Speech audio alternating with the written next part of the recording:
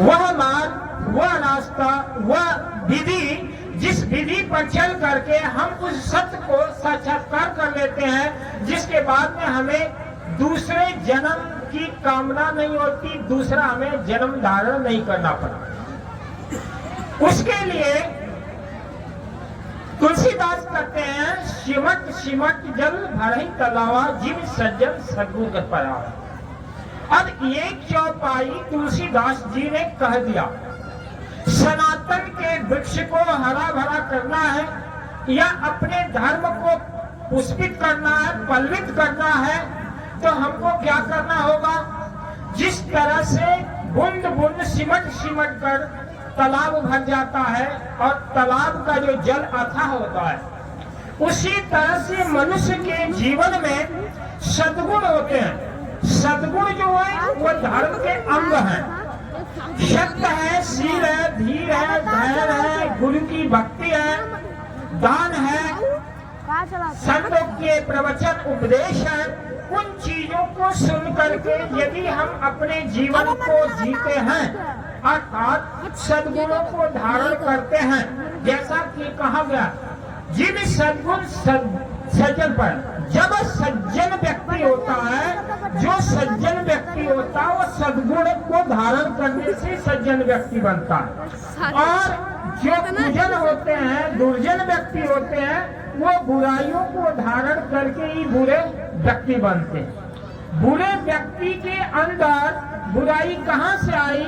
उसके दुर्गुण कर्म से हुए, उसके दुर्गुण विचार से हुए। इसलिए कहा, सकल दुर्मति दूर कर अच्छा जन्म बनाओ, काक गौन गति छाड़ के हंस गौन चलिया। सकलो दुर्मति, इस संसार में अगर आदमी दुखी है तो दुर्मति की वजह से। दुर्मति का है, दुर्मत का अभिप्राय होता है दुर् मने खराब और मति मने बुद्धि। जिसकी बुद्धि खराब हो जाती है वो दुर्मति वाले। रामचरितमानस में या रामायण काल में रावण के मन में दुर्मति वास कर गई, कैकेयी के मन में दुर्मत वास कर गई, और जिसके वजह से समाज में उस काल में तमाम प्रकार के उलटफेर परिस्थितियां पैदा हुई।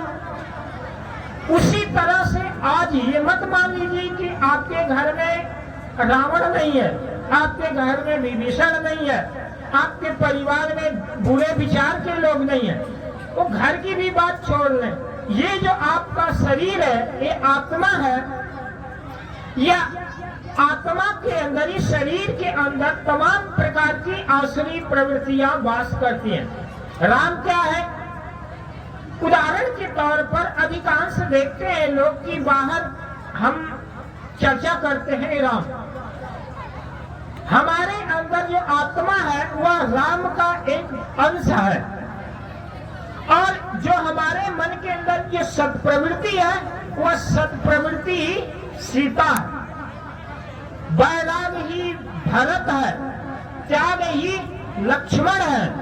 अगर जिस व्यक्ति के जीवन में वैराग्य आ गया या भक्ति आ गई, समझ लीजिए वो भरत का अनुसरण कर रहा है। जो अपने जीवन में बड़े भाई होकर के परिवार के सभी सदस्यों के प्रति मर्यादा का पालन करता है। मर्यादा पुरुषोत्तम राम को मर्यादा पुरुषोत्तम क्यों कहा गया? इसलिए कहा गया कि अपने से बड़ों का सम्मान करते थे और छोटों से स्नेह करते थे। भगवान श्री राम की सच्ची भक्ति करने वाले व्यक्ति के जीवन में दो बातें अवश्य ध्यान करनी चाहिए। अगर आप भगवान श्री राम के भक्त हैं या उनके उपासक हैं, तो आप अपने परिवार में किसी भी बड़े व्यक्ति का अपमान आज से छोड़ दीजिए, क्योंकि भगवान राम जो अपने जीवन काल में आदर्श स्थापित किए, बड़ों के प्रति जो मर्यादा का पालन किए, छोटे के प्रति जो स्नेह भाव दिए, अगर हम उनके आदर्शों को अक्षरशः पालन करते हैं तो समझ लीजिए हमारी भक्ति 24 घंटा चल रही है। भगवान राम का आदर्श ही आपकी सबसे बड़ी पूजा है। यदि आप उनके आदर्शों पर नहीं चल रहे और मंदिर में जाकर प्रार्थना करते हैं तो कभी भी भगवान राम की कृपा आप तक नहीं पहुंचेगी। तो भक्ति ही भरत है, वैराग ही लक्ष्मण है, सत प्रवृत्ति ही सीता है और अंतर चेतना ही राम है। अगर आप राम की भक्ति करते हैं तो उन राम को अपने हृदय में उस शक्ति को, यूनिवर्सल एनर्जी को महसूस कीजिए। तो आपके अंदर जो सत्य का जो भाव है वो उभरने लगेगा, वो आपके अंदर एक दिव्य ऊर्जा का केंद्र बनेगा। परंतु आप उनकी मर्यादा का पालन नहीं करते हैं, आप घर परिवार के प्रति सम्मान भाव नहीं रख रहे हैं, छोटों के प्रति स्नेह नहीं रख रहे हैं, तो समझ लीजिए कि रामचरित चौपाई या भगवान राम के आदर्शों से विपरीत जीवन जी रहे हैं। क्योंकि तुलसीदास जी कहते हैं, उदाहरण के तौर पर अगर कहा जाता है कि चित्रकूट के घाट पर भई संतन की भी, और तुलसीदास चंदन की थे तिलक देत रघुबीर। ये चौपाई केवल बाह्य रूप से ही नहीं, ये अंतर हृदय को भी आंदोलित करती है। चित्रकूट क्या है? अधिकांश इतिहास में ये देखा जाता है कि चित्रकूट एक स्थान है जहां पर राम की उपासना तुलसीदास ने किया, और वहां पर तुलसीदास जी को भगवान राम क्या किए? दर्शन दिए, और दर्शन दिए और तुलसीदास ने चंदन घिसकर उनको तिलक लगाया। आपने सोचा है क्या भगवान राम आपको दर्शन नहीं देते? अगर तुलसीदास की तरह आपकी निष्ठा है, तुलसीदास की तरह आपके अंदर भाव है, तो आपको भी दर्शन अवश्य मिलेगा। भगवान राम भी आपके आसपास है, भगवान लक्ष्मण भी, सीता भी, सभी लोग आपके पास है, उनका अंत नहीं हुआ। ऐसा लोग कुछ विधर्मी लोग एक कहते हैं कि राम काल्पनिक पात्र थे, कुछ ऐसे सनातन के विरोधी ऐसा बोलते कि राम का अस्तित्व है ही नहीं। मैं ये पूछता हूँ, इस संसार में जब जो चीजें अनित्य है, जिसका नाश नहीं होता, पृथ्वी, जल, अग्नि, वायु, आकाश, ये 5 चीजों का अंत नहीं होता, और ये जो आत्मा है, इस आत्मा का भी कभी अंत नहीं होता। तो जब राम जिस काल में 13,000 वर्ष पहले रहे हों, सीता रही हो और लोग होंगे, वो शरीर से नहीं है हमारे बीच, पर वो अपनी शक्ति आत्मिक ऊर्जा के साथ हैं। आपके माता पिता शरीर छोड़ देते हैं, ये 5 तत्वों की जो शरीर पंचभौतिक तत्व में विलीन हो जाती है, परंतु आपके माता पिता की जो चेतना है वो अलग रूप लेकर के इस ब्रह्मांड में है। अब प्रश्न खड़ा होता है कि चित्रकूट क्या है? साधना करने वाला प्रत्येक व्यक्ति मेरे पास आकर के मैं उसको सिखा सकता हूँ, बता सकता हूँ, रामचरितमानस एक ब्रह्म विद्या है। क्या है? ब्रह्म विद्या। वो चंद चौपाइयों की दोहे चौपाइयां नहीं है, उसमें ब्रह्म विद्या समाई हुई है। अगर किसी ब्रह्म विद्या, ब्रह्म ज्ञाता संत के पास जाएंगे, उनकी टूटी फूटी सेवा करेंगे, तो उस ब्रह्म विद्या की याचना करेंगे तो वो विद्या आपको मिल जाएगी, और आपका अंतर यात्रा या आध्यात्मिक यात्रा प्रारंभ हो सकती है। उसके लिए क्या होता है? चित्रकूट का मतलब होता है योग मार्ग में ये जो हमारे आज्ञा चक्र है, ये त्रिकुटी है, यही चित्रकूट है, जहाँ चित्त वृत्तियां कुटस्थ हो जाती हैं। जब साधक साधना करता है और साधना करते करते ध्यान की उच्चतम अवस्था पर पहुंचता है, तो उसका आज्ञा चक्र जहाँ पर तिलक देते हैं, वो तिलक का केंद्र ही आज्ञा चक्र, वही चित्रकूट है। जहाँ पर कि सतोगुण, रजोगुण और तमोगुण तीनों प्रकार के गुणों का अंत हो जाता है। जब आज्ञा चक्र पर प्राण ऊर्जा, आत्मिक ऊर्जा गति करती है तो वहां पर आत्मक अनुभव मिलने लगता है, राम का अनुभव होने लगता है। अनुभव का मतलब साक्षात्कार। जब आपके जीवन में आज्ञा चक्र सक्रिय हो जाता, क्योंकि प्राण ऊर्जा आत्मा चित्त यहाँ पर पहुंचती है तो आपके जीवन में सतो प्रवृत्ति जागृत हो जाती है, सत प्रवृत्ति रूपी सीता का जन्म हो जाता है। और फिर उसके बाद में संसार में विरक्ति की भावना हो जाती है और वैराग्य का प्रतीक लक्ष्मण है। जब चित्रकूट के घाट में भाई संतन की भीड़, अब संत का मतलब क्या होता है? जब आपके जीवन में आत्मा का ऊर्जा, प्राण ऊर्जा आज्ञा चक्र पर पहुंचती है तब आपके जीवन में सद प्रवृत्ति आ जाती, सद्गुण अपने आप आ जाते हैं। एक धर्म होता बाहर से पालन करना और एक धर्म अंदर से अपने आप उदय होता है। तुलसीदास ने घर बार त्याग करके बैरागी हो गए और भगवान राम की भक्ति करने लगे। प्रभु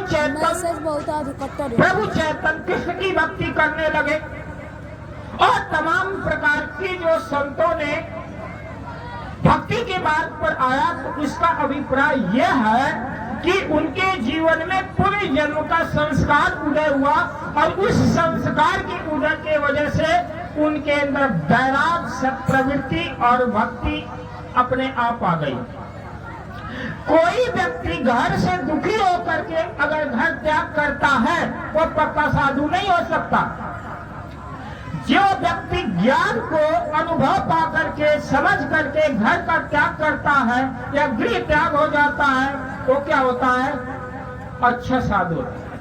साधु होना चाहिए, पक्का होय के खेल और कच्ची सरसों पेड़ के खली बया नहीं तेल।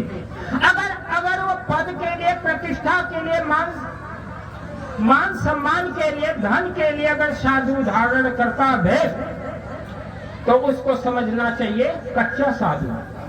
अपने परिवार के पूर्वजों की शांति के लिए, अपने कल्याण के लिए, अपने उद्धार के लिए, समाज और लोक कल्याण के लिए अगर साधु करता है तो परोपकारी साधु होता है। और वो क्या होता है? एक बार की बात है, एक साधु था, महात्मा, जंगल में कुटी बना करके साधना करते थे। एक नौजवान लड़का उस महात्मा के पास गया। जब वो संसारी आदमी के पास नौजवान लड़कों के साथ रहता था तो देखता था उनके भौतिक चाल चलन, संसार की चमक, तो बोला इस संसार में बहुत आनंद है, मुझे संसार में रहना, गृहस्थ बनना चाहिए। फिर महात्माओं के पास बैठता था तो महात्माओं की त्याग और वैराग की बातें सुन करके वो सोचता था कि ये तो महात्मा सुखी है, महात्मा होना चाहिए। इसी दुविधा में पड़ करके उसने क्या किया? महात्मा से प्रश्न किया और महात्मा से एक प्रश्न किया कि गुरुदेव ये बताइए कि मुझे साधु होना चाहिए या गृहस्थ होना चाहिए? महात्मा ने बोला कि देखो अभी तुम्हारे प्रश्न का जवाब नहीं दूंगा, मैं इसका उत्तर कल दूंगा। महात्मा उस सुबह हुआ और नदी की तरफ बढ़ गए उस लड़के को लेकर के। नदी की तरफ किनारे पर पहुंचे तो एक पानी में एक बिच्छू बह रहा था। तो बिच्छू बह रहा था, हाथ लगा करके महात्मा निकालने की कोशिश किया। जैसे कोशिश किया तो डंक मारा, दूसरी बार प्रयास किया तो भी डंक मारा, तीसरी बार प्रयास किया तो भी डंक मारा। यह हरकत देखकर नौजवान लड़का था कि ये तो गुरु बनने लायक नहीं, उसको तो इतना समझ नहीं कि एक बिच्छू डंक मार रहा है और इसको छोड़ नहीं रहा है और बार बार निकालने की प्रयास कर रहा है। चौथी बार में महात्मा ने उस बिच्छू को हाथ लगाया और कस करके वो नदी से पानी बाहर फेंक दिया। और बिच्छू ने क्या किया बिच्छू जो अपना चलते चलते एक पेड़ के दरख्त में जाकर के छिप गया। महात्मा जब उस बिच्छू को नदी से बाहर निकाल लिया तो उस लड़के से बोला कि भाई देखो, कल तुमने प्रश्न किया था रात्रि में कि मुझे महात्मा बनना चाहिए कि साधु होना चाहिए, तो साधु बनने का एक ही कंडीशन है कि इस संसार में संसार के लोग कितना भी डंक मारे, बिच्छू की तरह से डंक कितना भी मारे, हमको क्या करना होगा? दुख देने वाले, अपमान करने वाले, जलील करने वाले सभी लोगों के भले के लिए करना, यानी उनका कल्याण सोचना। कभी भी संत को साधु होने के बाद में प्रतिशोध की भावना नहीं रखनी चाहिए। अर्थात कितना भी संसारी आदमी कुल भूगोल बोले, अपशब्द बोले, उसके कल्याण की कामना करना, उसके भले के लिए करना, उसके उपकार के लिए कार्य करना, तभी तुम साधु हो सकते हो। फिर वो महात्मा स्नान कर लिया था, सूर्योदय हो गया था, स्नान करके बाहर गया। एक बूढ़े बुढ़िया रसरी बट रहे थे। आज तो रसरी लोग नहीं बढ़ रहे हैं, पुराने जमाने के समय में लोग रसरी बट करके अपना जीव को पार्जन चलाते थे। महात्मा एक गृहस्थ परिवार के पास दरवाजा पहुंचा और बोला भिक्षा दे दो। तो भिक्षा देने के लिए जो है वो बुजुर्ग दरवाजे पर रसरी बट रहा, अपनी पत्नी को आवाज लगाया, ओ भाग्यवान, अपनी पत्नी को है धर्म पत्नी, आप एक जलता हुआ लालटेन लाओ। वो लड़का जो साधु बनने के लिए गया था वो बोला कि ये भिक्षा मांग रहे और ये बुजुर्ग जो जलता हुआ लालटेन मांग रहा है। लालटेन, अब लालटेन का जमाना जा रहा है, कोई कोई लोग लालटेन देखे होंगे। तो वो घर में रहने वाली जो बुजुर्ग महिला थी वो कुछ भी नहीं बोली, अपने पति की आज्ञा पा करके वो लालटेन जला करके उसके सामने रख दिया। जैसे ही लालटेन जलाकर रख करके पूछी अब क्या करना है, उस बुजुर्ग ने बोला कि महात्माओं को भिक्षा दे दो। महात्माओं को घर में गई और ला करके आटा और सामग्री दे दी। रास्ते में चलते समय उस महात्मा ने उसको बताया, उस नौजवान के, कि अगर तुम गृहस्थ बनना तो इस परिवार में जैसे पति पत्नी के बीच में आपस में स्नेह और विश्वास है, उस तरह से जीवन यापन करना। सही है ना? इस संसार में गृहस्थ और साधु होने की कोई कंडीशन नहीं है कि हमें गृहस्थ बनना है या साधु बनना है। साधु और गृहस्थ में बनने के जीने के तरीके हैं। साधु होकर के जीने के अलग तरीके हैं और गृहस्थ होकर के जीवन